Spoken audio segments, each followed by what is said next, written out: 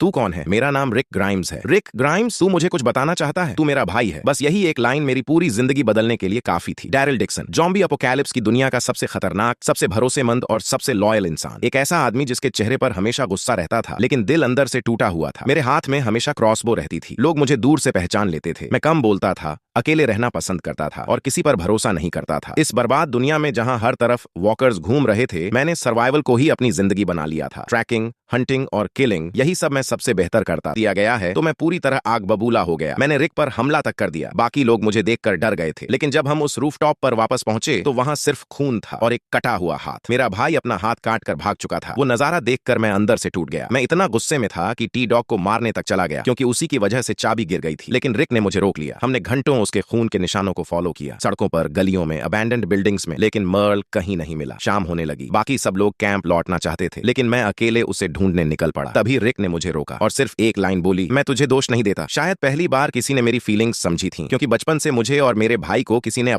था। हर तरफ चीखें थीं, खून था, लाशें पड़ी थीं। मैंने बिना सोचे अपनी क्रॉसबो उठाई और वॉकरस पर टूट पड़ा। उस दिन सबने पहली बार देखा कि मैं सिर्फ लड़ाकू नहीं हूं, मैं अपने लोगों के लिए जान देने वाला इंसान हूं। पहला कैंप खत्म होने के बाद हम लोग फोर्ट बेनिंग की तरफ निकल पड़े। रास्ते में वॉकर्स का एक बहुत बड़ा झुंड आ गया। सब लोग जल्दी से गाड़ियों के नीचे छिप गए, लेकिन टी डॉग बुरी तरह घायल था। वो झुक भी नहीं पा रहा था। उसके हाथ से लगातार खून बह रहा था। बाकी सबको लगा वो अब बच नहीं पाएगा, लेकिन मैं उसके पास गया। मैंने वॉकर की सड़ी हुई लाशें उसके ऊपर डाल दी ताकि इंसानों की स्मेल छिप जाए, और उसी वजह से उसकी जान बच गई। ऊपर से मैं चाहे कितना भी कठोर दिखता था, लेकिन अंदर से मैं किसी अपने को मरते नहीं देख सकता था। इसी दौरान सोफिया जंगल में खो गई। बाकी लोग धीरे धीरे उम्मीद छोड़ने लगे, लेकिन मैंने हार नहीं मानी। मैं और रिक दिन रात जंगलों में उसे ढूंढते रहे। बारिश में, अंधेरे में, भूखे प्यासे। मैं कांटों से घायल हो गया, कई बार गिरा, खून बहा, लेकिन मैंने सोफिया को ढूंढना नहीं छोड़ा, क्योंकि मुझे पता था अगर वो मेरी छोटी बहन होती तो मैं उसके लिए भी यही करता। धीरे धीरे कैरल और मेरे बीच एक अलग रिश्ता बनने लगा। हम दोनों अंदर से टूटे हुए लोग थे। एक ने बेटी खोई थी, दूसरे ने पूरी जिंदगी। जब कैरल ने मेरे जख्म देखे तो उसने पहली बार मुझे इंसान की तरह देखा, ना कि किसी डेंजरस आदमी की तरह। लेकिन किस्मत को कुछ और मंजूर था। जब सोफिया आखिरकार मिली तो वो इंसान नहीं रही थी, वो एक वॉकर बन चुकी थी। उस छोटी बच्ची को उस हालत में देखकर मेरे अंदर सब कुछ टूट गया। मुझे लगा मैं उसे बचा सकता था। मैं खुद को माफ नहीं कर पा रहा था। मैं कई दिनों तक सबसे दूर अकेले जंगलों में घूमता रहा, किसी से बात नहीं की, किसी को अपना चेहरा तक नहीं दिखाया। लेकिन फिर कैरल मेरे पास आई। उसने कहा, ये तेरी गलती नहीं है। शायद मुझे वहीं सुनने की जरूरत थी। उस दिन के बाद मैं धीरे धीरे बदलने लगा। मैं टीम मीटिंग्स में आने लगा, लोगों से खुलकर बात करने लगा, और पहली बार मुझे लगा कि मैं कहीं बिलोंग करता हूं। अब मैं सिर्फ सर्वाइवर नहीं था, मैं प्रोटेक्टर बन चुका था। जब भी रिक किसी मुश्किल फैसले में फंसता, मैं हमेशा उसके साथ खड़ा रहता, क्योंकि अब ये लोग ही मेरा परिवार थे। कुछ समय बाद फार्म पर भी वॉकर्स ने हमला कर दिया। पूरा फार्म जलने लगा, हर तरफ केओस फैल गया। हमें फिर सब कुछ छोड़कर भागना पड़ा, और इस बार मैं सबसे आगे चल रहा था, हाथ में क्रॉसबो लिए, हर खतरे से लड़ने के लिए तैयार, क्योंकि अब मैं सिर्फ अपने लिए नहीं जी रहा था। अब मेरे पास ऐसे लोग थे जिन्हें मैं किसी भी कीमत पर खोना नहीं चाहता था। इसी सफर के दौरान मैं और रिक खाने की तलाश में निकले। तभी हमें एक पुरानी जेल मिली। बाहर से वो जगह डरावनी लग रही थी, हर तरफ वॉकर्स भरे हुए थे, लेकिन हमें समझ आ गया था कि अगर सरवाइव करना है तो डर से लड़ना पड़ेगा। हमने मिलकर उस जेल को साफ करना शुरू किया, एक एक वॉकर को खत्म किया, और धीरे धीरे वो जगह हमारी नई शेल्टर बन गई। अब तक मैं पूरी तरह बदल चुका था। जो इंसान पहले सिर्फ गुस्से में जीता था, अब वही सबसे आगे खड़े होकर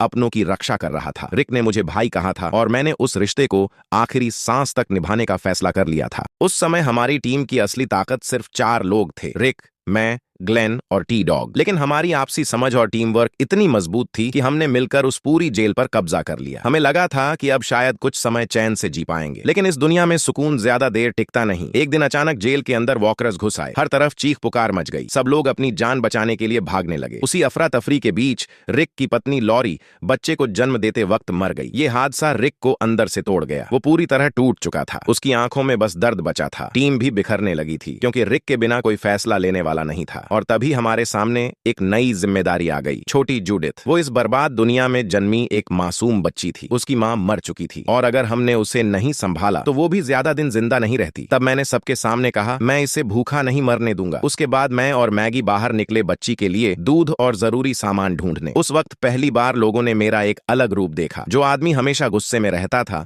वही अब एक छोटी बच्ची को अपनी बाहों में लेकर उसे दूध पिला रहा था। जब जूडिथ ने पहली बार मेरे हाथों में दूध पिया तो मेरे चेहरे पर शायद महीनों बाद मुस्कान आई थी। उस पल ने सबको इमोशनल कर दिया, क्योंकि इस मौत से भरी दुनिया में भी हम इंसानियत बचाने की कोशिश कर रहे थे। लेकिन जेल की शांति ज्यादा दिन नहीं चली। कुछ ही समय बाद गवर्नर नाम का एक खतरनाक आदमी हमारी जिंदगी में आया। वो बाहर से सभ्य दिखता था, लेकिन अंदर से राक्षस था। एक दिन ग्लेन और मैगी जूडिथ के लिए सामान लेने बाहर गए, लेकिन वहां उन्हें मर्ल ने पकड़ लिया और वो गवर्नर के लोगों के साथ था। जब रिक को ये बात पता चली तो उसने अपना सारा दर्द भूलकर तुरंत रेस्क्यू मिशन शुरू कर दिया। क्योंकि ग्लेन सिर्फ टीम का सदस्य नहीं था, वो हमारा परिवार था। मैं भी बिना सोचे उनके साथ निकल पड़ा। मिशॉन हमें रास्ता दिखाते हुए गवर्नर के टाउन तक ले गई। हमने मिलकर हमला किया और आखिरकार ग्लेन और मैगी को छुड़ा लिया। लेकिन पीछे से गवर्नर ने मुझे पकड़ लिया और तभी मैंने एक ऐसा चेहरा देखा जिसे देखकर मैं खुद हैरान रह गया। मेरा भाई मर्ल। इतने समय बाद वो अचानक मेरे सामने खड़ा था, लेकिन अब वो गवर्नर के लिए काम कर रहा था। गवर्नर ने हमारी पहचान समझ ली और उसने मर्ल से कहा, अगर उसे अपनी लॉयल्टी साबित करनी है तो उसे मुझे अपने हाथों से मारना होगा, वरना हम दोनों मारे जाएंगे। लेकिन चाहे दुनिया कितनी भी बदल जाए, भाई आखिर भाई होता है। जैसे ही उसने मुझे देखा, उसने गवर्नर के खिलाफ जाने का फैसला कर लिया। उसने मेरी तरफ देखा और बिना कुछ बोले मेरे साथ खड़ा हो गया। उस पल मुझे समझ आ गया कि चाहे हम कितनी भी लड़ाइयां करें, हमारा रिश्ता कभी खत्म नहीं होगा। फिर हम दोनों ने मिलकर गवर्नर के लोगों से लड़ाई शुरू कर दी। उसी समय रिक और बाकी लोग भी वापस आ गए। पूरा टाउन युद्ध का मैदान बन चुका था। हर तरफ गोलियां चल रही थीं, चीखें गूंज रही थीं। आखिरकार कैओस का फायदा उठाकर मैं और मर्ल वहां से निकलने में कामयाब हो गए। लेकिन एक बड़ी समस्या अभी बाकी थी। जब ग्लेन पकड़ा गया था, तब मर्ले ने उसे बहुत बुरी तरह टॉर्चर किया था। इस वजह से जेल के बाकी लोग उसे स्वीकार नहीं कर पा रहे थे। हर कोई उससे नफरत करता था। स्थिति इतनी खराब हो गई कि टीम दो हिस्सों में बंटने लगी। मैं अपने भाई को अकेला नहीं छोड़ सकता था और टीम उसे अपनाने को तैयार नहीं थी। आखिरकार मैंने एक फैसला लिया। मैंने जेल छोड़ने का निर्णय कर लिया और अपने भाई मर्ल के साथ चला गया। जब मैं पहली बार रिक ग्राइम्स के ग्रुप में शामिल हुआ, तब इस दुनिया में मेरा अपना सिर्फ मेरा भाई था। मैं हमेशा अकेले रहने वाला इंसान था। मुझे किसी पर भरोसा करना पसंद नहीं था। मेरे लिए हर इंसान सिर्फ अपने मतलब का था। लेकिन धीरे धीरे इस टीम ने मुझे बदलना शुरू कर दिया। रिक, ग्लेन, कैरल, कार्ल, ये सब लोग मेरे लिए सिर्फ साथी नहीं रहे, बल्कि परिवार बन गए। लेकिन जब मैं और मेरा भाई ग्रुप छोड़कर बाहर निकले, तब मेरे अंदर अजीब बेचैनी शुरू हो गई। भाई मुझे समझा रहा था कि वापस मत जाओ, क्योंकि गवर्नर जल्द ही जेल पर हमला करेगा और वहां मौजूद हर इंसान को खत्म कर देगा। लेकिन मैं उन लोगों को मरते हुए नहीं देख सकता था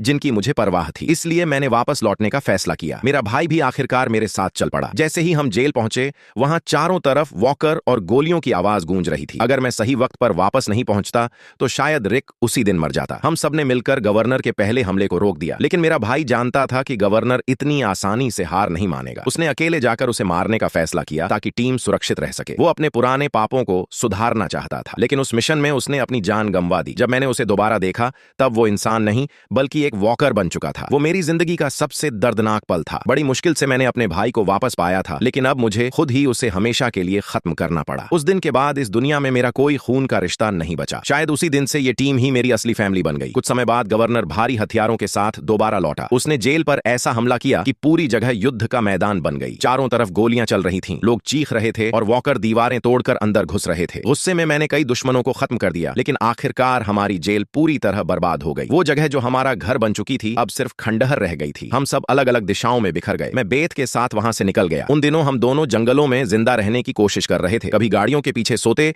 कभी जंगल में शिकार करके खाना खाते। बेत हमेशा माहौल हल्का करने की कोशिश करती थी, जबकि मैं अंदर से पूरी तरह टूटा हुआ था। धीरे धीरे मुझे उसकी आदत होने लगी। इस तबाह दुनिया में पहली बार मुझे लगा कि शायद जिंदगी अभी पूरी तरह खत्म नहीं हुई। लेकिन मेरी किस्मत में सुकून ज्यादा देर नहीं था। एक दिन कुछ लोग बेत को उठाकर ले गए। मैं पूरी रात और पूरा दिन उसका पीछा करता रहा। मेरा शरीर जवाब दे चुका था, पैर कांप रहे थे, लेकिन मैं रुकना नहीं चाहता था। फिर एक मोड़ पर पहुंचकर मैं पूरी तरह टूट गया, क्योंकि मुझे समझ ही नहीं आया कि वो लोग किस दिशा में गए। थक कर मैं सड़क पर बैठ गया। उसी दौरान मेरी मुलाकात एक खतरनाक गैंग से हुई। मजबूरी में मुझे उनके साथ रहना पड़ा, लेकिन जब उनका सामना रिक से हुआ, तब मुझे एहसास हुआ कि मैं गलत लोगों के बीच फंस चुका हूं। मैंने लड़ाई रोकने की कोशिश की, लेकिन हालात बेकाबू हो गए। उस वक्त मैंने रिक को पहली बार उस रूप में देखा जिससे हर इंसान डर जाए। उसने अपने परिवार को बचाने के लिए दुश्मन के लीडर का गला तक फाड़ दिया। उस घटना के बाद मुझे खुद से नफरत होने लगी। मुझे लगा ये सब मेरी वजह से हुआ, लेकिन रिक ने मुझे दोष नहीं दिया। उसने सिर्फ इतना कहा कि मेरा जिंदा रहना ही काफी है। फिर हम लोग एक ऐसी जगह पहुंचे जो बाहर से सुरक्षित लगती थी,